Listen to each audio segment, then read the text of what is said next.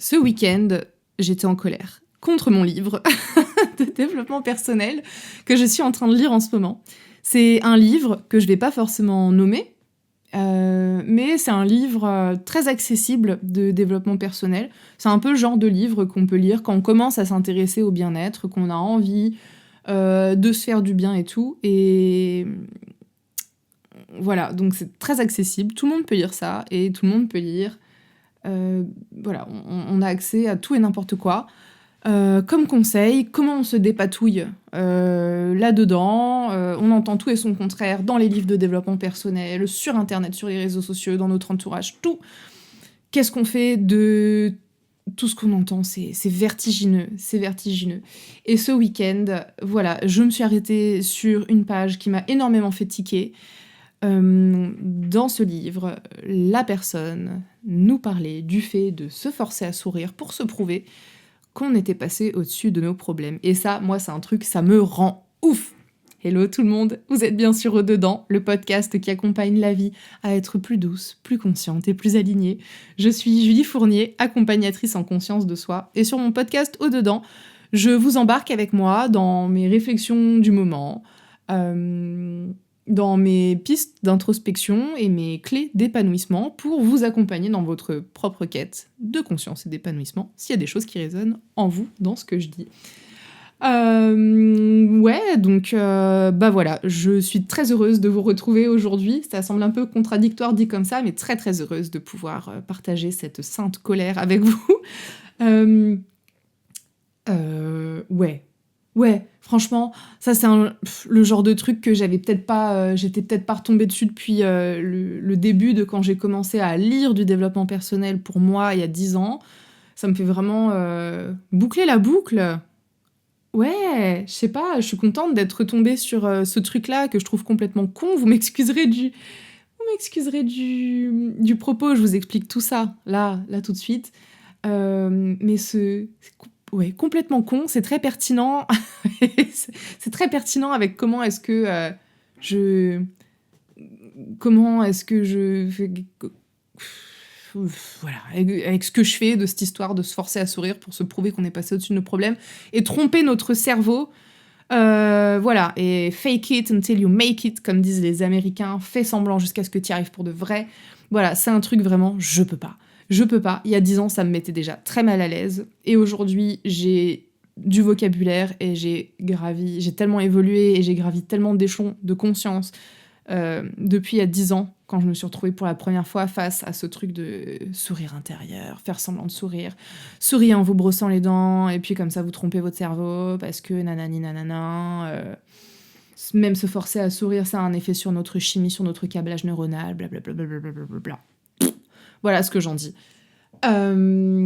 Ouais, non, je peux pas. Et aujourd'hui, j'ai des mots à mettre sur le fait que je peux pas, et ça fait partie des grandes raisons de pourquoi, enfin, des grandes choses que j'ai envie de vous partager au travers d'Au-Dedans, et de pourquoi est-ce que j'ai voulu faire un énième podcast sur le bien-être, sur le mieux-être, sur le développement personnel.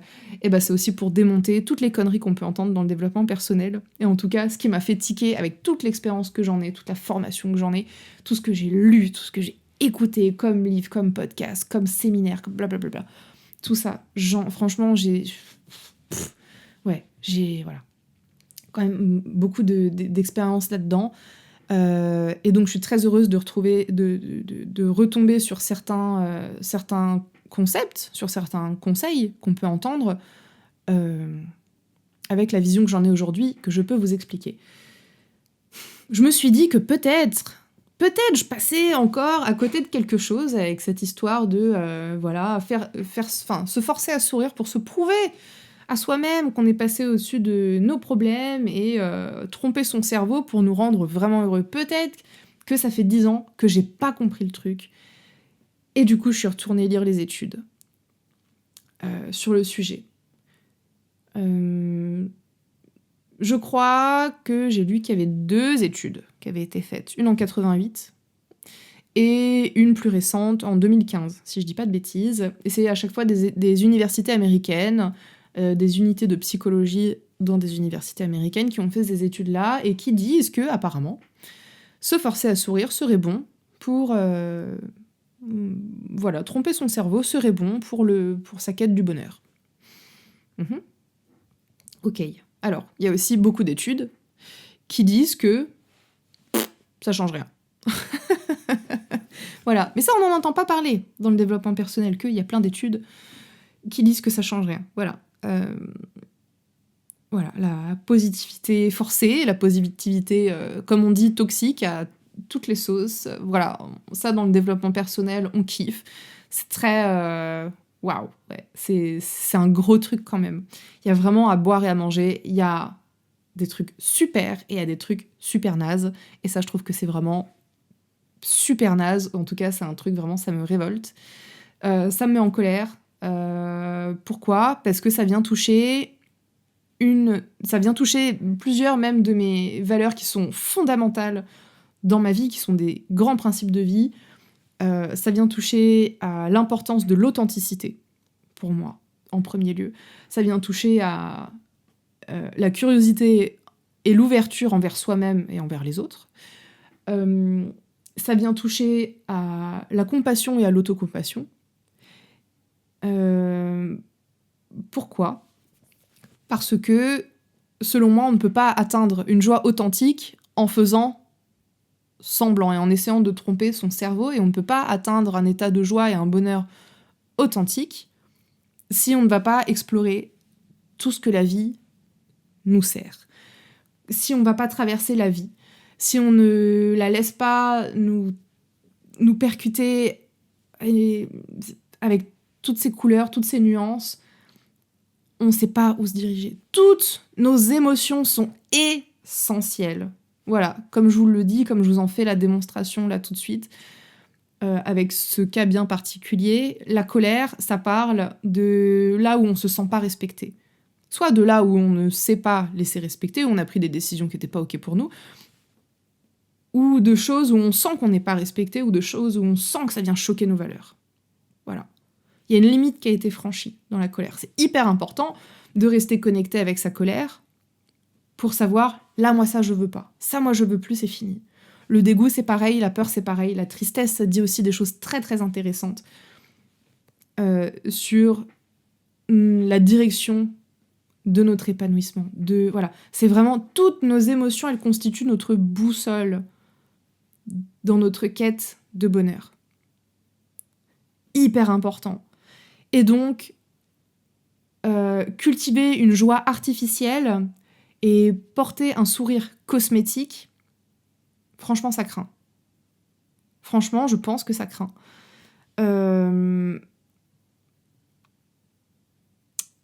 Ouais.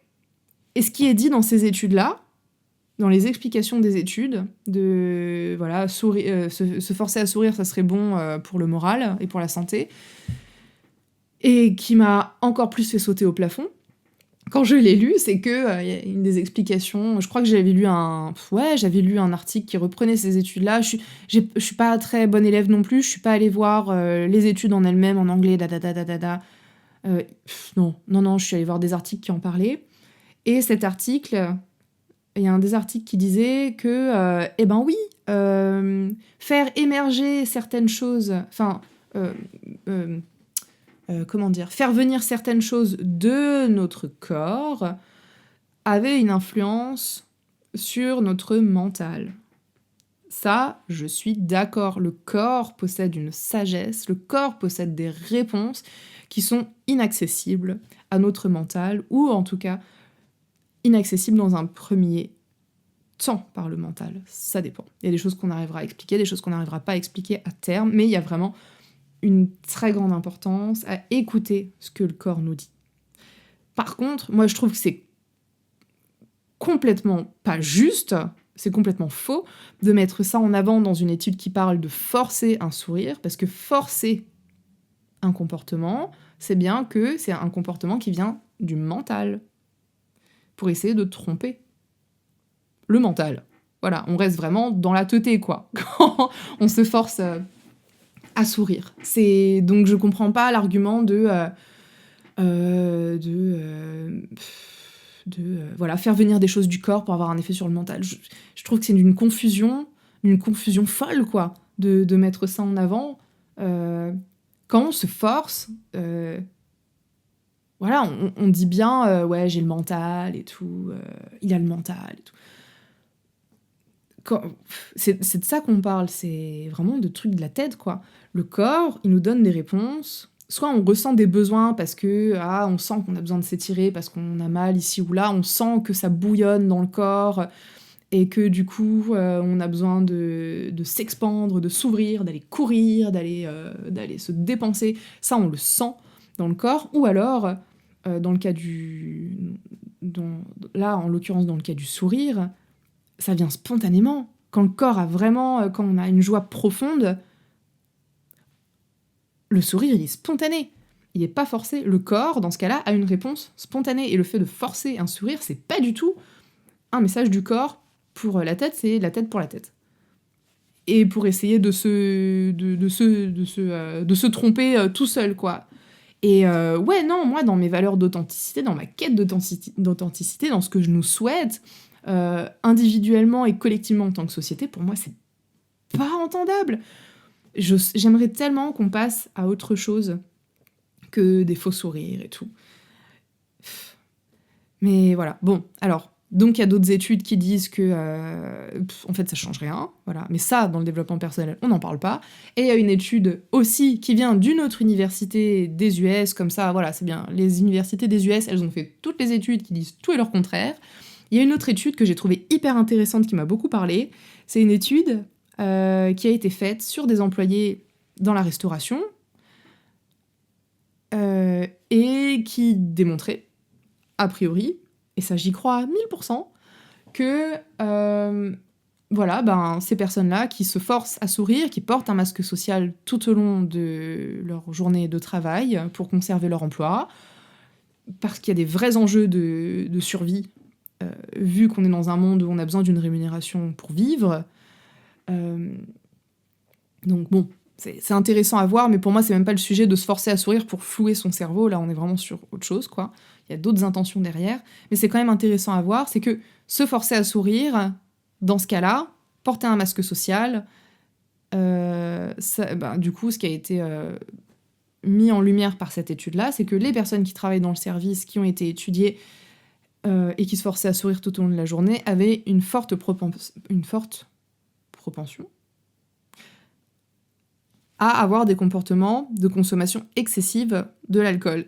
Mais ça, c'est sûr, bien sûr que c'est sûr que de porter des masques sociaux, de se forcer à sourire, c'est sûr qu'à un moment, on a besoin de compenser quelque part. Parce que ça nous désaligne complètement.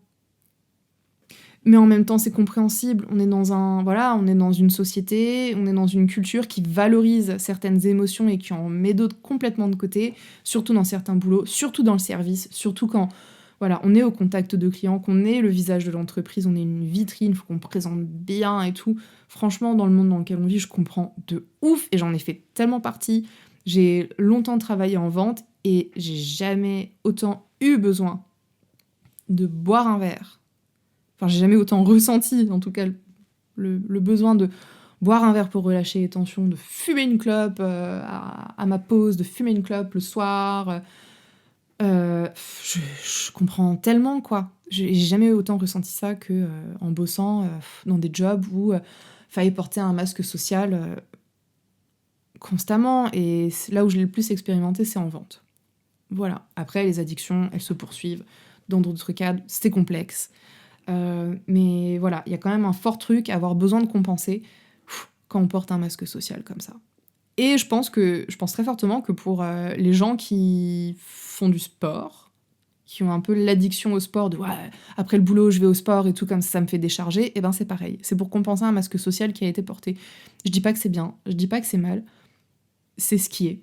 Voilà. Et on a tous nos trucs. On passe tous par des parades de compensation pour se retrouver, pour expulser l'énergie qui est restée en trop-plein, pour exprimer nos frustrations, pour redescendre, pour s'extraire de ce taf où on sent qu'on n'a pas pu être trop authentique.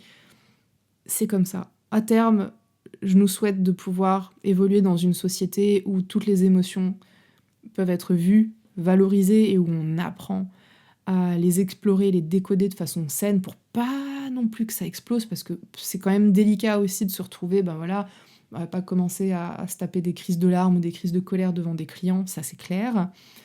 Euh, mais voilà, toute notre culture des émotions et du ressenti intérieur et la place qu'on y laisse, c'est hyper problématique. Et ouais, ouais, ça change tout. Je pense que ça peut vraiment tout changer dans notre modèle de société. Bref. Mais donc, voilà. Donc, pour dire que cette histoire de se forcer à sourire, pas se forcer à sourire, ben, a priori, ça n'a pas que des bons effets, pas selon tout le monde. Donc, qu'est-ce qu'on en fait de ces études-là? Faites-en ce que vous voulez. Dites-moi, laissez-moi savoir si vous, le faux sourire, ça marche sur vous. Il y a peut-être des gens qui, voilà, qui pratiquent se forcer à sourire, se forcer à rire, et ça a un effet positif. Peut-être, moi je suis ouverte à ça, mais moi de mon côté, il y a un câblage vraiment qui ne se fait pas dans ce sens-là et qui me fait dire que moi, dans la façon dont je vois les choses, pour moi, ça n'a pas de sens. Pour moi, ça n'a vraiment pas de sens. Voilà.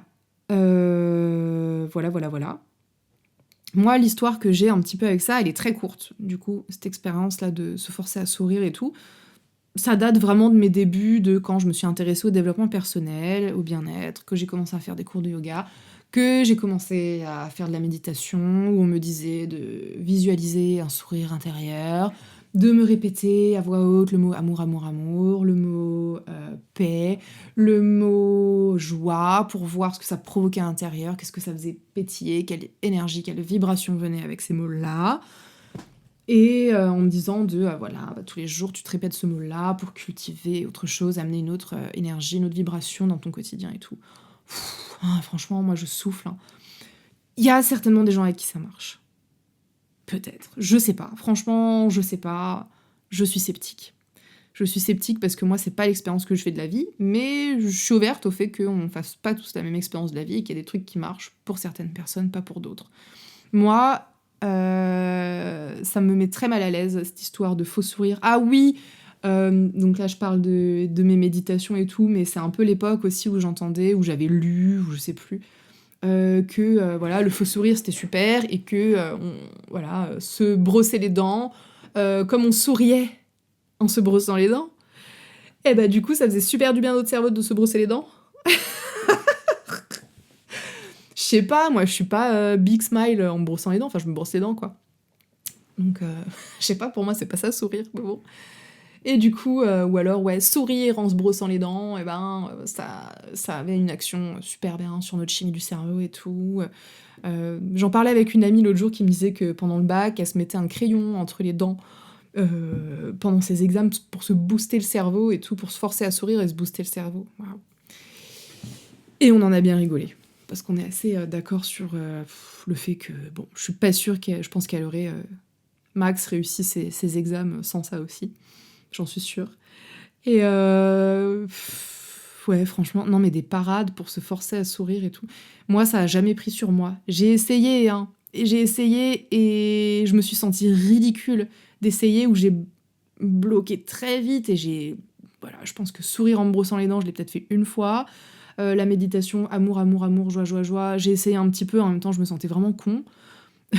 En même temps que je le faisais, je trouvais que c'était pas juste, quoi. Ça faisait pas sens, je trouvais que c'était pas sincère de faire ça, et que j'avais l'impression d'essayer de me tromper, et que ça rompait le lien, et que ça amenuisait le lien entre moi et moi-même, et toute ma quête de profondeur et de recherche et d'exploration de toutes mes nuances, de tout ce que la vie vient remuer et révéler en moi. Et j'avais l'impression que ça allait me mettre des trucs sous le tapis. Donc, peut-être qu'à très très court terme, ce sourire artificiel, cette joie artificielle, peut-être que ça peut sauver dans certaines situations. Honnêtement, je sais pas lesquelles. Dites-moi, si vous avez des réponses là-dessus, dites-moi. Mais je pense que très vite, ça dérape je mets des choses sous le tapis. Et du coup, je perds pas seulement la connexion avec toutes mes autres émotions que je veux pas voir, qui sont inconfortables, où la société m'a dit que c'était inconfortable, on m'a dit que c'était malvenu, on m'a dit que c'était pas bien, mais on perd aussi la connexion avec une joie profonde et authentique, parce que elle est nécessairement corrélée à toutes les autres émotions. Ouais, toutes nos émotions, tous nos ressentis intérieurs, c'est notre boussole. On peut pas séparer une émotion du reste et cheminer vers son épanouissement. C'est pas possible. Enfin bref. Voilà. Donc voilà ce que j'ai lu. Voilà les études que j'ai lues par rapport à cette phrase qui m'a beaucoup fait tiquer. Voilà l'expérience que j'en ai. Voilà ce que j'en pense, tout ça. Voilà tout ce que ça a réveillé en moi, tout ce que ça a fait remonter comme colère, comme lassitude, des trucs du dev perso qu'on lit. Franchement, je suis dépitée de lire certaines choses comme ça. Pour moi, ça a trop des enjeux. Vu que mon créneau, c'est vraiment l'exploration et le décodage émotionnel, les joies artificielles, essayer de cultiver une joie artificielle, c'est quelque chose qui me touche profondément, en fait. Parce que c'est pas du tout ce que je nous souhaite. Et je nous souhaite à tout un chacun et en tant que société de devenir à l'aise avec les émotions plus qu'avec le faux sourire. On voit bien que... franchement, pour déjà avoir échangé tant de fois et avoir été cette personne aussi, je me regarde dans le miroir et je fais un faux sourire ou j'essaye de prendre une photo où je me force un peu à sourire parce que voilà, il me faut une photo pour mon CV ou je sais pas.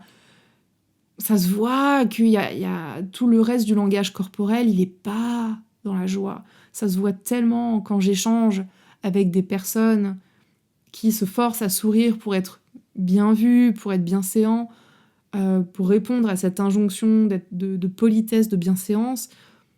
Ça se voit que oui, la bouche se tord, la bouche se courbe, mais le reste ne suit pas et je trouve ça plus malaisant qu'autre chose. Et je trouve ça dingue que dans notre société, on ait appris à être plus à l'aise avec ce masque-là, avec ce faux sourire, qu'avec toute notre palette d'émotions qui montre vraiment qui on a en face de nous et qui montre de l'authenticité. Je trouve ça assez insécurisant au final de capter qu'en face la personne sourit pour de faux. Je sais pas quelle expérience vous en faites vous. Après, on a chacun des câblages plus ou moins faits pour être sensible au faux sourire et vrai sourire, ça je sais, que c'est pas forcément ce qu'il y a de plus évident à décoder. Moi je suis très sensible à ça. Donc ouais, moi ça me... Waouh. Je vois tout de suite la différence entre un vrai rire, un vrai sourire et quand c'est forcé, quoi.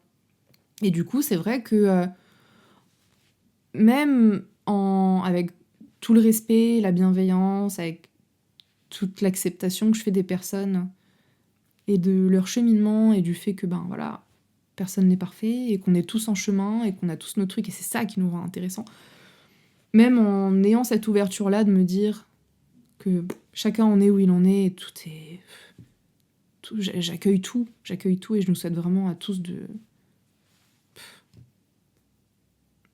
tous s'accueillir et de tous se permettre de voir où est-ce qu'on en est. Même avec cette ouverture-là, je sais que profondément, il y a quelque chose qui fait que je me sens moins en sécurité avec quelqu'un qui me sourit pour de faux qu'avec quelqu'un qui me sourit pour de vrai. Et en même temps, dit comme ça fait sens, quoi. Voilà. Donc bon, voilà. Enfin, tout ça pour dire que c'est pas parce qu'une personne va me faire des faux sourires que je vais la rejeter. Mais ça me fait quand même me sentir bizarre. Et ça me fait sentir que je sais pas trop qui j'ai en face de moi, en fait. Et je trouve ça dingue qu'on ait valorisé ça dans notre société, de plus accepter ce masque-là que de voir les vraies choses et de voir vraiment les personnes, comment elles sont. Je trouve ça ouf. Voilà. Bon. Enfin bref, tout n'est pas blanc, tout n'est pas noir, tout n'est pas bien, tout n'est pas mal, tout n'est pas... Voilà. Il y a 1 milliard de nuances dans la vie. Moi, ce que je vous souhaite, ce que je nous souhaite à tous, c'est de cultiver et de se diriger vers une vie qui nous donne vraiment envie de sourire. Juste ça. Et si je peux vous donner un bon conseil dans votre quête de bien-être, de mieux-être et de bonheur, c'est de rester connecté vraiment à vous-même parce que vos réponses, elles sont à l'intérieur. Voilà. Le monde qui nous entoure, il nous sert de miroir. Il nous sert à voir ce qui est OK pour nous, pas OK pour nous, ce qui nous donne envie ou pas, ce qui nous rend curieux ou pas, vers quoi on a l'élan d'aller, et qu'est-ce qui nous repousse. Voilà. Ce mouvement de je vais vers ou je m'éloigne. Et ça, voilà, ça dépend vraiment de nos perceptions intérieures. On peut lire des livres de développement personnel et pas être d'accord avec tout. On peut écouter des podcasts et pas être d'accord avec tout ce qu'il y a dedans. Il y a des choses, ça peut nous parler, même au sein d'un même épisode, au sein d'un même chapitre. Il y a des choses, on peut se dire « Ah, ça c'est intéressant » et ça, ouais, non, ça, pas du tout.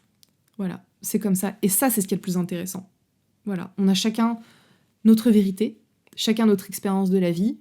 Je trouve ça génial qu'on puisse se la partager. Et plus on va se partager des choses, plus on va se transmettre les uns aux autres, plus on va se connecter les uns aux autres, plus on pourra avoir ce mouvement, plus on pourra se connecter et prendre conscience de ce mouvement intérieur de ça m'inspire ou ça me dit pas. Et c'est ça nos réponses intérieures. C'est ça qui est intéressant d'aller explorer. Et voilà, je vous souhaite et je nous souhaite vraiment de nous permettre d'aller explorer ce qui nous donne envie et de s'autoriser à se détacher de certaines choses quand ça y est, c'est bon, on en a fait l'exploration qu'on avait eu besoin d'en faire, mais maintenant, ouais, c'est bon. S'autoriser à changer d'avis, s'autoriser à se dire, bon, s'autoriser à se tromper, s'autoriser le droit à l'erreur, comme on dit. On essaye, il y a des choses, ça nous parlera un temps, ça aura été utile un temps. Il y a des choses, ça va nous parler et puis ça va rester. Voilà. Donc voilà. Autorisons-nous à explorer la vie à l'aide de notre boussole intérieure, à l'aide de nos ressentis, à l'aide de nos perceptions personnelles. Voilà. Eh ben, c'est tout pour cet épisode. Si ça vous a plu, n'hésitez pas à laisser une note, un commentaire et à partager aux personnes autour de vous à qui vous pensez que ça peut plaire. Et je vous dis à très bientôt. Bye bye.